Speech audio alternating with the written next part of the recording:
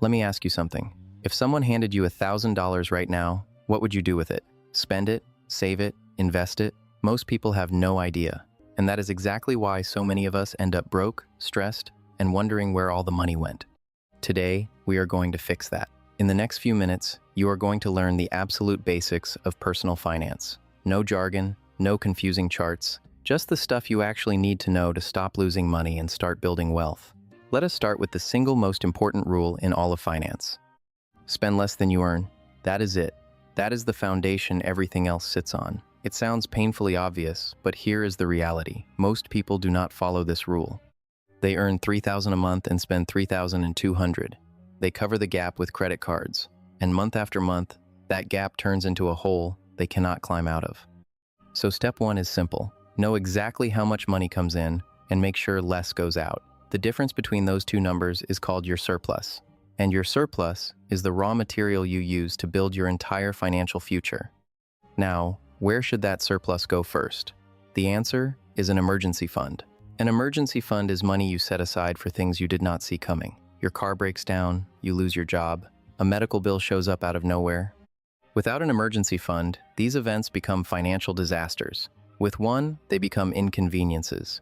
The general guideline is to save enough to cover 3 to 6 months of your basic living expenses. If your rent, food, transport, and bills add up to $2,000 a month, aim for $6,000 to $12,000 set aside in a savings account you do not touch. This is not exciting. It is not glamorous. But it is the difference between surviving a crisis and going into debt because of one. All right, next up, let us talk about debt, because debt is the number one thing that keeps people financially stuck. Not all debt is created equal. There is a big difference between a mortgage at 4% interest and a credit card at 22% interest. The mortgage helps you build equity in a home. The credit card drains your wallet every single month you carry a balance. Here is the rule. Pay off high-interest debt first, always. If you owe money on a credit card, that is priority number one. Every dollar sitting on that balance is costing you money, and the longer it sits there, the more it costs. A simple strategy is called the avalanche method. You list all your debts from highest interest rate to lowest. You pay the minimum on everything, then throw every extra dollar at the debt with the highest rate. Once that one is gone, you move to the next. Repeat until you are debt-free. Now, once your emergency fund is in place and your high-interest debt is gone, it is time to talk about the fun part, investing. Investing is how you make your money grow without trading more of your time for it.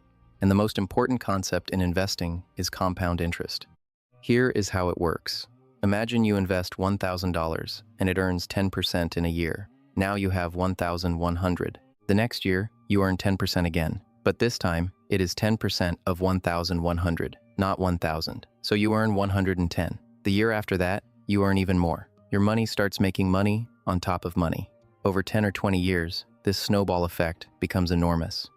That is why people who start investing in their 20s end up far wealthier than people who wait until their 40s, even if the late starters invest more money overall. You do not need to pick individual stocks or time the market. A simple, low-cost index fund that tracks the broad market is one of the most reliable ways to grow wealth over time. It is boring, it is slow, and it works. Let us recap. There are 4 pillars to basic personal finance. Pillar 1. Spend less than you earn. Track your income and expenses. Know your numbers. Pillar 2. Build an emergency fund. 3 to 6 months of expenses, sitting in a savings account, untouched. Pillar 3. Eliminate high-interest debt. Use the avalanche method. Attack the most expensive debt first. Pillar 4. Invest early and consistently. Let compound interest do the heavy lifting over time. That is it. No secret formula. No get-rich-quick trick. Just 4 principles that, if you follow them, will put you ahead of most people financially. The best time to start was 10 years ago. The second best time is today. If this helped you, subscribe and hit the bell so you do not miss what comes next. We will see you in the next